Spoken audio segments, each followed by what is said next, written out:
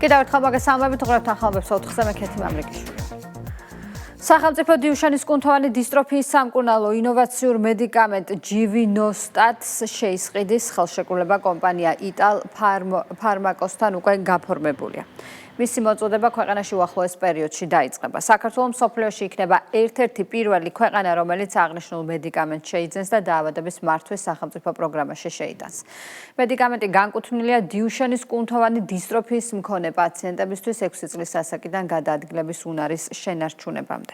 ჯანდაცვის მინისტრმა დღეს გამართულ ბრიფინგზე მადლობა გადაუხადა მშობლებს, რომლებიც სახელმწიფოს სწორი გადაწყვეტილების მიღებაში დაეხმარნენ. მიხეილ სარჯოლაძემ საკითხის გადაწყვეტაში პრემიერ-მინისტრის როლს და საგარეო საქმეთა სამინისტროს მხარდაჭერაზეც ისაუბრა და მათ გაწეული დახმარებისთვის მადლობა გადაუხადა. ჯანდაცვის სამინისტრომ კომპანია იტალ ფარმაკოსთან მოლაპარაკებები ინტენსიურ რეჟიმში წარმართა და შეთანხმებას მოკლე ვადაში მიაღწია. იტალ ფარმაკოს აღმასრულებელი დირექტორის განცხადებით პაციენტების სახელმწიფოსა და ინდუსტრიის ერთობლივი ძალისხმევა მნიშვნელოვანი შედეგების მიღწევას დაეხმარება. წარმატებით დასრულდა მოლაპარაკებები იტალიურ კომპანია იტალ ფარმაკოსთან, რომელთანაც გაფორმდა ხელშეკრულება მედიკამენტ ჯივინოსტატის შეძენის შესახებ. ეს მედიკამენტი განკუთვნილია დიუშენის კუნთოვანი დისტროფიის მქონე პაციენტებისთვის 6 წლის ასაკიდან გადაადგილების უნარის შენარჩუნებამდე. უნდა აღინიშნოს, რომ საქართველოს მსოფლიოში ერთ-ერთი პირველი ქვეყანა იქნება, რომელიც შეიძენს ამ მედიკამენტს და შეიტანს მას დაავადების მართვის სახელმწიფო პროგრამაში. რაც შეეხება მეორე მედიკამენტს, რომლის თაობაზეც იყო საუბარი ადრე, მინდა აღვნიშნო, რომ მოლაპარაკებები რამდენიმე მიმართულებით კვლავ გრძელდება და ვიმედოვნებთ, რომ უახლოეს მომავალში წარმატებით დასრულდება. მაისის ბოლოს, როდესაც ბრიტანეთის მარეგულირებელმა მიიღო გადაწყვეტილება და ცნო დასაშვებად ჯივინოსტატის გამოყენება, რომელსაც მოგეხსენებათ, რომ ევროპული სააგენტოს დასტური ჰქონდა, თუმცა კვლევები კიდევ მიმდინარე იყო. მაისის გადაწყვეტილება იყო ერთ-ერთი ძალიან მნიშვნელოვანი გადაწყვეტილება, რამაც მნიშვნელოვნად ხელი შეუწყო და დააჩქარა შეიძლება გადაწყვეტილებები. ძალიან დასაფასებელია, რომ სამინისტრო დეტალურად გვაყენებდა საქმის კურსში ამ მოლაპარაკებებთან დაკავშირებით. ჩვენ ვიყავით ინფორმირებული ყველა წერილზე, ყველა კომუნიკაციაზე და ვიცით, როგორ მიმდინარეობდა ეს პროცესი. ყველა დიუშენი დაავადებული პირი ელის, რომ წამალი მალე შემოვა და დღევანდელი შეხვედრა მოწმობს, რომ ერთი წამალი უკვე ნამდვილად ხელმოწერილია შეთანხმება, ხოლო მეორე წამალი დასკვნით ეტაპზეა.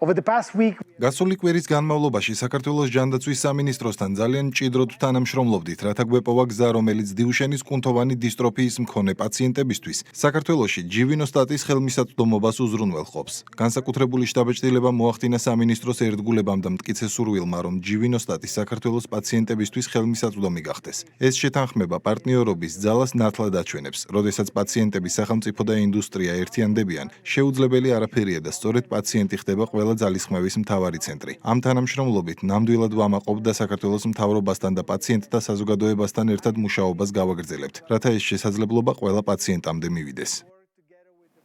ივნისში საქართველოს ეკონომიკა წინა წლის ანალოგიურ პერიოდთან შედარებით 8.6%-ით გაიზარდა, ხოლო პირველი 6 თვის საშუალო მაჩვენებელმა 7.9% შეადგინა. საქსტატის წინასწარი მონაცემებით ივნისის ეკონომიკურ წინსვლაში განსაკუთრებული წვლილი შეიტანა რამდენიმე წამყვანმა დარგმა, მათ შორის დამამუშავებელი მრეწველობა, ტრანსპორტი და დასაწყობება, მშენებლობა, საფინანსო და სადაზღვევო საქმიანობები. მნიშვნელოვანი ზრდა აჩვენა მიმდინარე წლის იანვარ-ივნისის მონაცემებით საქართველოს საგარეო სავაჭრო ბრუნვის მაჩვენებელმა 5.8%-ით გაიზარდა და 12.925.000 ამერიკული დოლარი შეადგინა.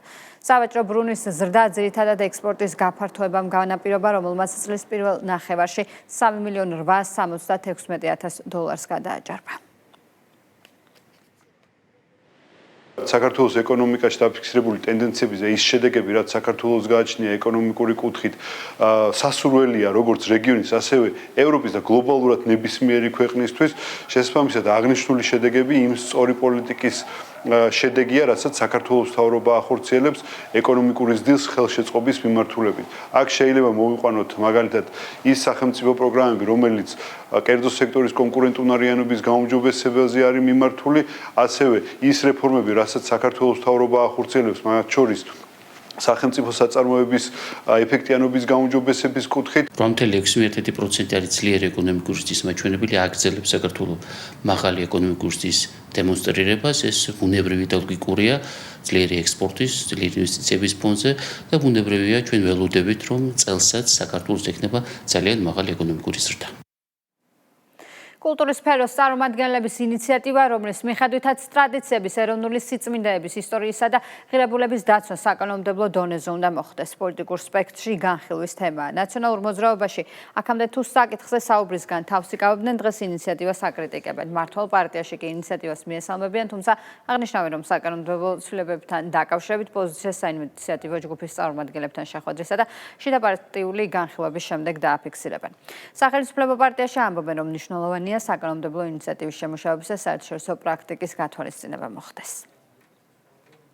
სიწმინდეების დაცვას და კულტურული მემკვიდრეობის დაცვას და ნებისმიერი ღირებულების დაცვას სჭირდება პირველად უფრო გააზრებული და მათ შორის თანამდებობრივი სახელმწიფო პოლიტიკა და არა ეს მასკარადი, რომელსაც ხედავთ. საინტერესო ინიციატივაა ჩვენ გუნდში გვექნება აღნიშნულთან დაკავშირებით მსჯელობა და შესაბამის გადაწყვეტილებას გავაჟღერებთ იმის მიხედვით თუ რა შეთანხმება იქნება მიწევ ზოგადად რა თქმა უნდა სერიოზული გამოწვევაა ეს შემთხვევით არ ხდება ეს რა თქმა უნდა ყველაფერი წამოსულია გარედან და თუ ნახავთ და შევხედავთ თუ ვინ აკეთებს ამ ყველაფერს ვინ არის ეს ორგანიზაციები ან კონკრეტული ადამიანები თუ გავყვებით ბოლომდე ნახავთ რომ უცხოეთიდან მიღებული დაფინანსებით ხდება ამ ტიპის ორგანიზაციების დაფუძნდება, ძალადობრივი ორგანიზაციების სახალისება. უმნიშვნელოვანესია იმ ღირებულებების დაცვა, რომელიც საქართველოს მოქალაქედ აქცევს საქართველოს ის წარსული აწყო, რომელიც ჩვენ გვაქვს, არის შემქმნელი მომავლისა და შესაბამისად მნიშვნელოვანია, რომ დაცული და გარანტირებული იყოს ჩვენი ქვეყნის მომავალი და სწორედ ამ მიზნიდან გამომდინარე ჩვენი გუნდის ინიციატივით არაერთი საკანონმდებლო ცვლილება იქნა მიღებული, გვაქვს პირდაპირ ხელშესახებად ფაქტები, რომ გარედან დაფინანსებით ადამიანები მიზანმიმართულად ცდილობდნენ, რომ ყველანაირი ღირებული განულებულიყო ჩვენს ქვეყანაში და ეს ყველაფერი გრძელდება 10 წლეულებია და ამ ყველაფრის საწინააღმდეგოდ თუ რაიმე ინიციატივა არსებობს, ეს მხოლოდ მისასალმებელია, ამავდროულად ნახავთ რა შინაარს, როგორიც არის შემდეგ უკვე შესაძლებელი გახდება ჩვენს გუნდში ამ საკითხის განხილვა.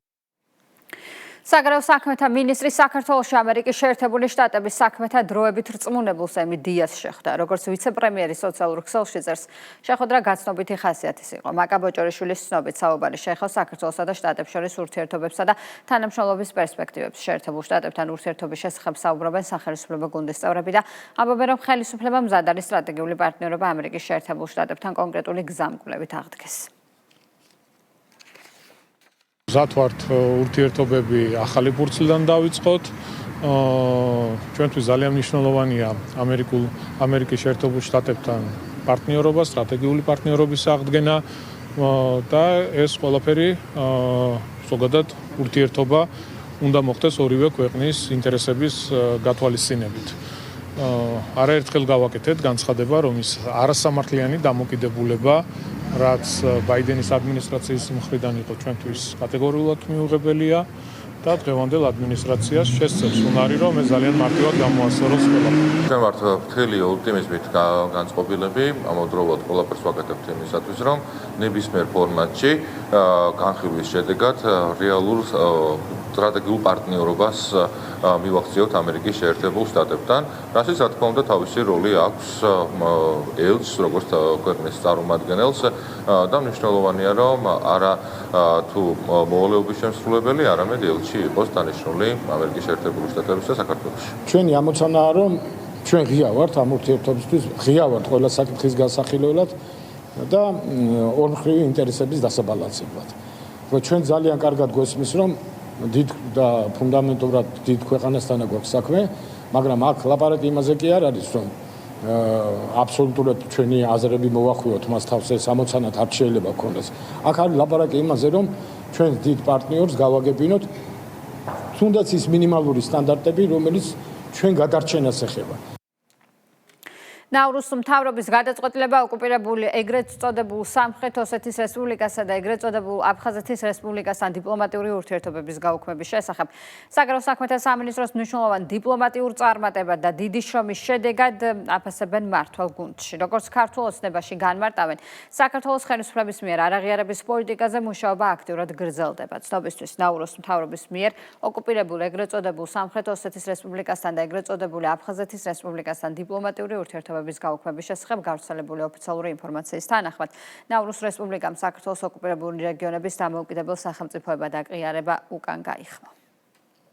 ეს არის განპირობებული იმით, რომ ჩვენი საგარეო საქმეთა სამინისტრო აქტიურად მუშაობს აბსოლუტურად ყველა მიმართულებით. ქვეყნის გარეთ აუცილებელია გაგრძელდეს მუშაობა აღნიშნული მიმართულებით. ჩვენი მთავარი ერთ-ერთი უმნიშვნელოვანესი პრიორიტეტი გახლავთ ის, რომ ყველაფერი გავაკეთოთ იმისთვის, რომ დავიბრუნოთ ტერიტორიები და მოვახერხოთ აფხაზებთან, ოსებთან თანაცხოვრება. ქართული დიპლომატიის წარმატება არა მხოლოდ არაღიარების, ანუ იმ ქვეყნების რაოდენობის შენარჩუნებაშია გამოხატული, რომელიც არაღიარებენ ცალკე სახელმწიფოებად ჩვენს დროებით ოკუპირებულ ტერიტორიებს, არამედ ხედავთ, რომ ერთით ნაკლებია ქვეყანათა რიცხვი, რომელიც ამ ყველაფერს აკეთებს და მნიშვნელოვანია, რომ შემცირდეს ქვეყნების რაოდენობა, რასთან დაკავშირებითაც განაგრძობს საგარეო საქმეთა სამინისტრო საქმიანობას.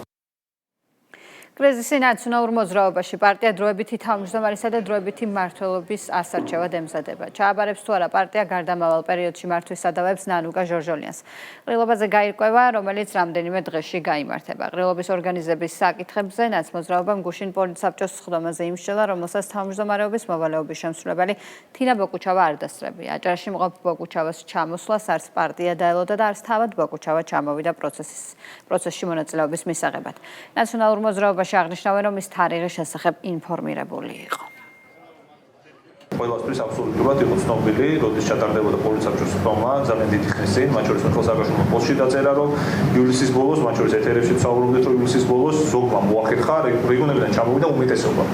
პოლიტსაბჭოს ვინც არიან წევრები, უმეტესობა ჩამოვიდა რეგიონებიდან. ამ დროს ზოგმა მოახერხა ჩამოსვლა, თუ ვინც ვერ მოახერხა, სამწუხაროა, მაგრამ რას თავმჯდომარის კანდიდატურებზე ჯერ განხილვა არ ყოფილა ეს საკითხი ჯერ დღის წესრიგში არ დგას და უახლოეს ფერმანსზე არ ეკრიბა. ზოგადად ნანუკა ჟორჟოლიანის შემოსვლა პირდაპირ შემიძლია გითხრათ, რომ ყველა მიესალმება პარტიაში. ერთი რამ ცხადია, რომ არის შიდა დაპირისპირება, გაურკვევლობა, ეს უკვე გარეთაც გამოიტანეს და აშკარად იკვეთება, რომ არსებობს ეს დაპირისპირება. მაგითაც ყველაფერი ნათქვამია, ხა ნანუკა ჟორჟოლიანი ნაციონალურ მოძრაობის თავმჯდომარე, ამით ხო ყველაფერი ნათქვამია, რა მდგომარეობაა ნაციონალურ მოძრაობაში. არც სააკაშვილი არ არის საინტერესო არც ნაციონალური მოძრაობა. ხო ჩვენ ვიცით რას წარმოადგენენ ეს ადამიანები.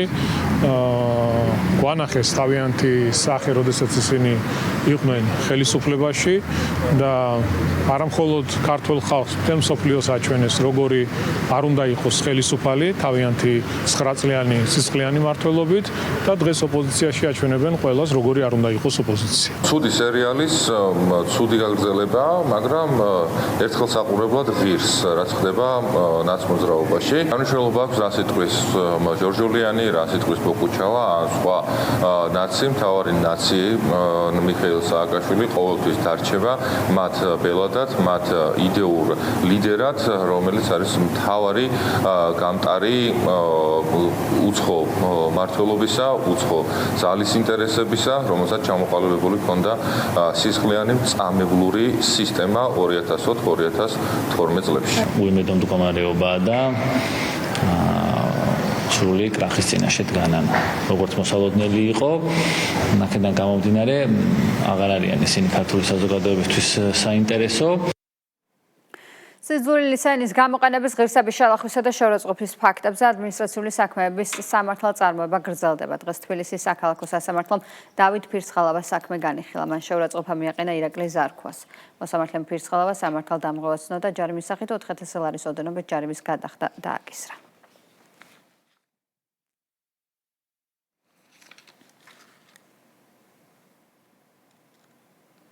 პროკურატურამ ალეკო ელისაშვილს რუსთავის ნომერ მე-6 პენიტენციურ დაწესებულებაში ახალი ბრალდება წარუდგინა. გამოძიებამ სასამართლოს უპატივცემლობას ედავება, რაც ბრალდებულის მხრიდან მოწმის მიმართ უპატივცემლობაში გამოიხატა.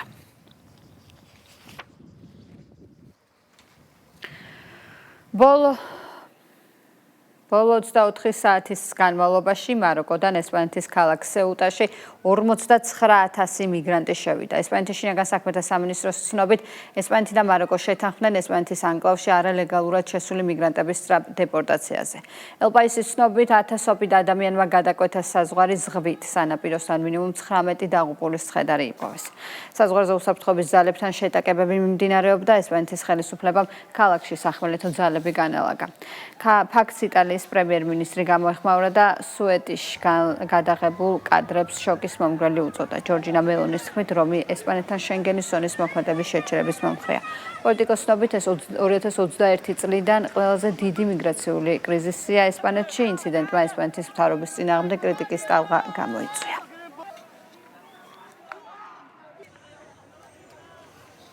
აზერბაიჯანში ოფიციალური ვიზიტის ფარგლებში საქართველოს გენერალური პროკურორი აზერბაიჯანის პრემიერ-მინისტრი შეხვდა. გიორგი გვარაკიძე და ალი ასადოვმა ორი ქვეყნის კომპეტენტურ უწყებებს შორის არსებული მჭიდრო და ეფექტიანი თანამშრომლობის შესახებ ისაუბრეს.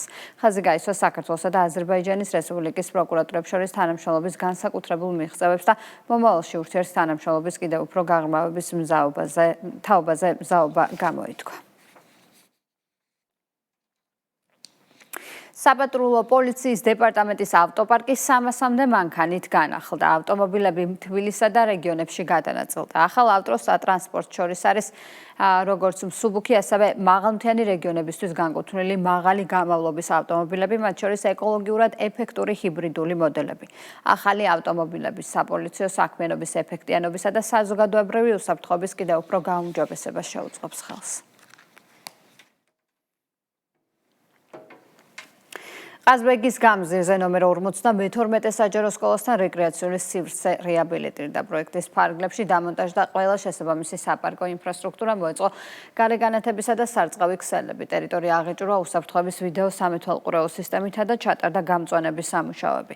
გარდა ამისა, რეკრეაციულ სივრცეში კათოლიკოს პატრიარქის ილია მეორის ხსოვნის პატივსაცემად განთავსდა დაფა, სადაც ამოტვიფრულია მისივე სიტყვები. რეაბილიტირებული სივრცე დაუკავშირდა ეგრეთ წოდებული პრაღის სკვერს, სადაც სრულად შეიცვალა საპარკო ინვენტარი და ბავშვთა გასართობის სივრცე. ორივე სკვერის გაერთიანებით კეთილმოეწყო 5000 კვადრატულ მეტრამდე ფართობის ტერიტორია. პროექტის სრული ღირებულება 800,000 ლარში ადგენს.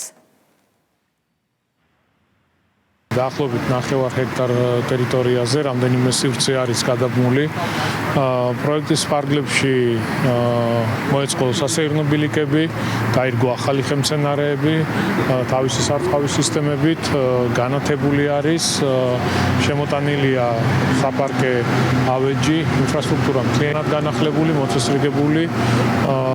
ძალიან სასიამოვნო გარემო არის და ჩვენ გავაგრძელებთ საცხოვრებელ კორპუსებს შორის არსებული სივრცეების გამწვანებას. ილია მეორის ხსოვნის პატივსაცემად დაირგო მრავალწლიანი ზეთის ხილის და მის გვერდზე დამონტაჟდა დაფა, სადაც მისი დანატოვარი სიტყვები არის ღმერთის სამშობლო ადამიანი და მნიშვნელოვანია ის, რომ სკოლის მიმდებარე ტერიტორიაზეა, სადაც ამდენი ბავშვი და მომავალი თაობა დადის.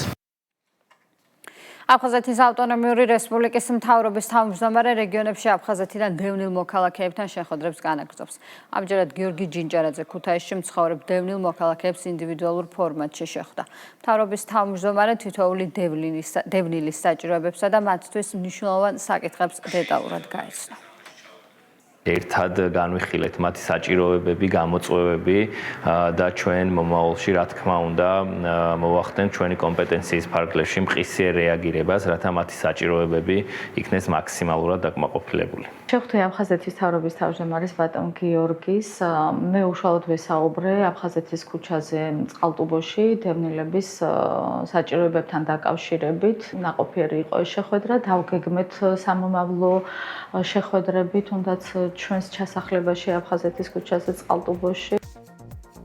ეს ყოლა ინფორმაცია 4-ზე მე ამით გემშვიდობებით და ევდე ჩიცას დღეს თავის სახლების შესახებ ანაშორდებ პროფესორად მოგიყვებათ ნახვამდის.